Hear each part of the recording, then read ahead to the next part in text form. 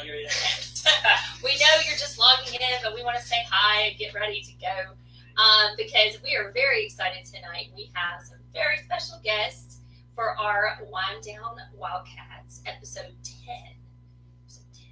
So we have been doing this now for 2 weeks, and we are loving it. We love all the different stories, and we'd love to have your requests. So if you have any stories that you really want us to read, you really want to see us reading certain stories, please let us know. Make sure that you say something to us in the comments. Let us know how you're doing. We miss all of you very much.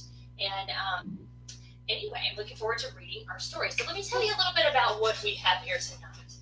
We have There's a Wolf at the Door, and it's 5. And there's actually 5 classic tales in this story, and retold by Zoe B. Alley with pictures by R.W. Alley, also known as Mr. Bob. So this is Zoe and Mr. Bob's book, and guess what? We just happen to have them with us. Whoa, really? We do. Yeah. There they are. Hi. Hey. Hi, guys. There's Mr. Bob and Miss Zoe. Nice to be able to visit with you. Thanks for having us. Yeah. So glad you could be here. Would you want to tell us a little bit about your story before we start reading? Well, first of all, I hope you're all enjoying what your principal is doing. I think what she and Lucas are doing is really fabulous, reading books to all of you guys. My book is the first of a 2-book series. The second is There's a Princess in the Palace, which you may have seen also. And they're comic book format books, so they're meant to be read on a lap. So, Lucas, you might want to sit on your mom's lap while you... I appreciate the thought. Okay, now, that's an idea. I've always been a fan of fairy tales and old-fashioned nursery tales, and of reading them and writing them in a fractured way. In other words, breaking them up into different formats, different styles, putting new words in, creating new arenas for them to be focused on. And this is what that is. And my wonderful husband, Bob, did the beautiful illustrations. And it was easy to do because I've always been a fan of comic books. And so when I read Zoe's text, I realized that they read like a play almost, because there wasn't a lot of verbal description of the scene and what the characters look like. It was really just all about the characters revealing themselves by what they said. And so I just had a lot of fun with mining old comic strip ideas, and then the book is physically ridiculously large, so there was a lot of space to put. Maybe I had a special version that was like the extra large. No. Yeah, no, we did them all that way. No, it was annoying to try to fit in all of Zoe's words with those. Even the page was that big, but she'd catch me when I was doing the sketches, and I'd leave out some words here and there. And I bet, too, that all of your pupils' teachers talk about writing in one's own voice. And I must say that the way that these books are written, it's the way I speak. It's my ridiculousness. It's my sarcasm. It's my... This is true. This is all true. It truly is my voice. So I really encourage all of you and all of the students to write what they feel and to write how they speak and how they think in the world. And it's really a wonderful way to express yourself. Yeah. And to draw the same way, because everybody's drawing is individuals. So, don't copy stuff. Just put down what you feel. That's awesome. Well, we love this story, and I love any stories where we can have voices. That's the biggest fun. And so you guys get to hear your voices in Lucas's voice. Yay! Good. We're looking forward to that. A new take on it for y'all. So I hope you enjoy it. We're going to minimize you guys for a moment, and then we'll catch back up with you. Feel free to talk while we're reading if you feel the need. And then we're tonight we're just taking the camera. We're just going to aim it at the book. This is a different type of story. Okay, so we have got a really cool book that is in comic strip form. And here we go. The Three Little Pigs. Once upon a time, 3 little pigs, Alan, Gordon, and Blake, set off to make their way in the world. When are we going to get there? I'm hungry. The first order of business is new homes. Alan decided to build his house of straw. Lightweight, easy to carry, the perfect choice. It didn't take him long, but Alan wished it wasn't such a windy day. Make sure you get it in focus. Very soon, a hungry wolf appeared, smelling fresh pork chops on the wind. Little pig, let me come in. No, not by the hair of my chinny chin chin. The wolf was not used to being treated this way and got quite angry. Then I'll huff, and I'll puff, and I'll blow your house in. Uh-oh, thought Alan.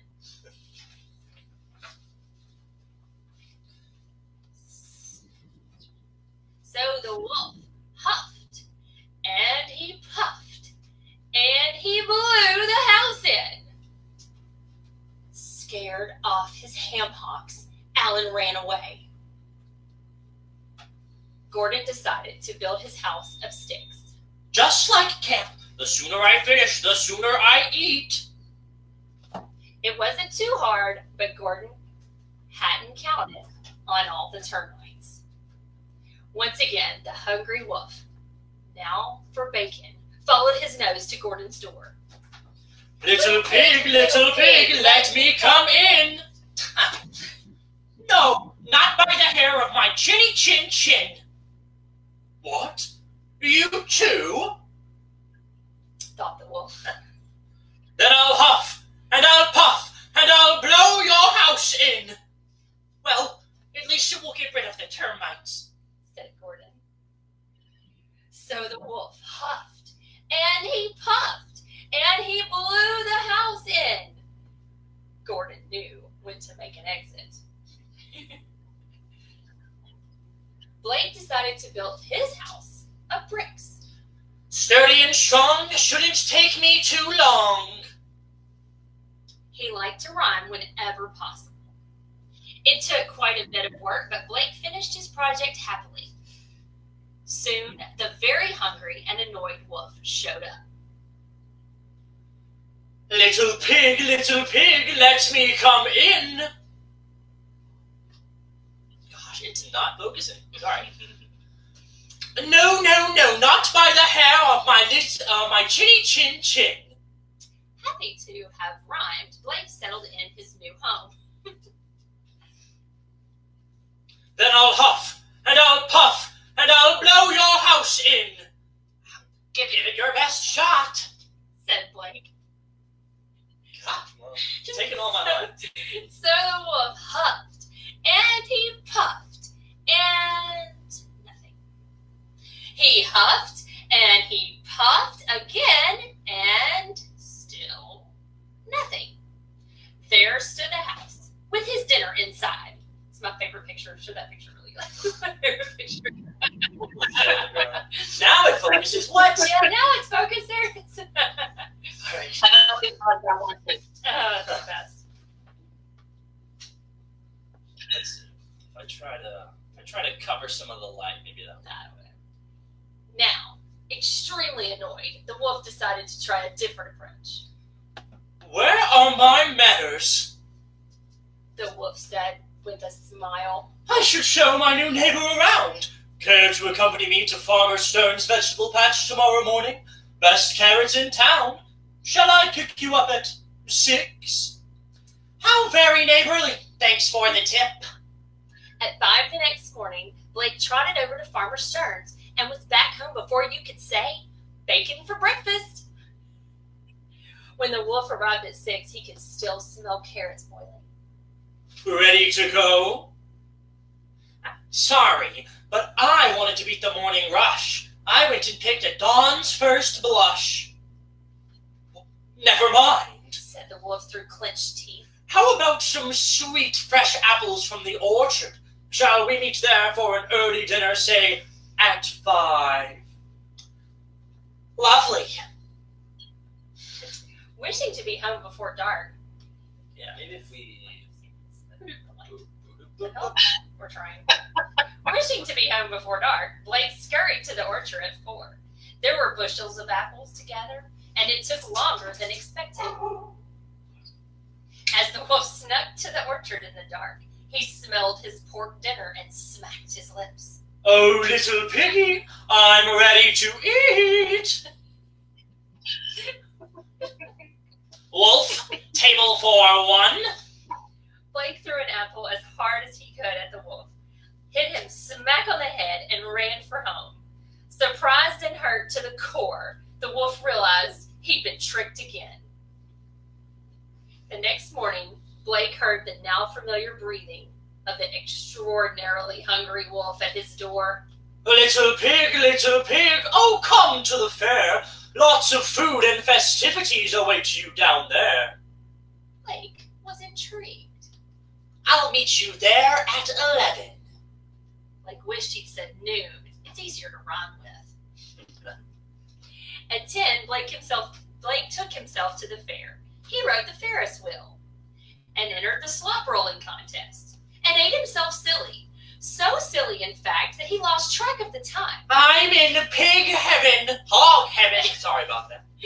As the wolf approached at 11, Blake panicked. Jumping into a nearby pickle barrel, he rolled himself down the hill straight at the wolf. I'm glad y'all can see the wolf's face on that one. That's a great one, too. Oh, this pig's a pain. Foiled again. Scared, hungry, and tired of rhyming, the wolf ran and ran until he reached greener pastures. Alan, Gordon, and Blake made their way in the world, but first they made supper. Is it ready yet?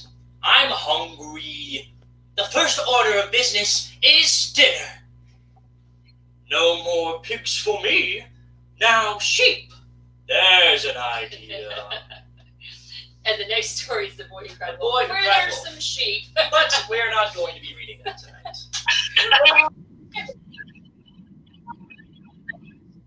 We tried. Let's see if you're there. Earthquake. Oh, great. Well, we hope you enjoyed it. That was hard to get it focused. We couldn't see the illustrations. Well, it was hard to get the illustrations in focus doing them. Well, is there anything you want to talk to us about this story? Anything that jumped out to you that made you remember something that you may have done? Well, let's see. I will say that the books are currently out of print. However, they will be available for purchase again in paperback form in a smaller format, probably starting late spring, early summer. We're getting them released, and you can all look for them. And we didn't say thank you to the publishers. We forgot. So do you want to talk about that? Well, the editor for these was a guy named Neil Porter, who's done a lot of interesting picture books. And he was really instrumental in getting us to do the large format and to put Zoe's words into.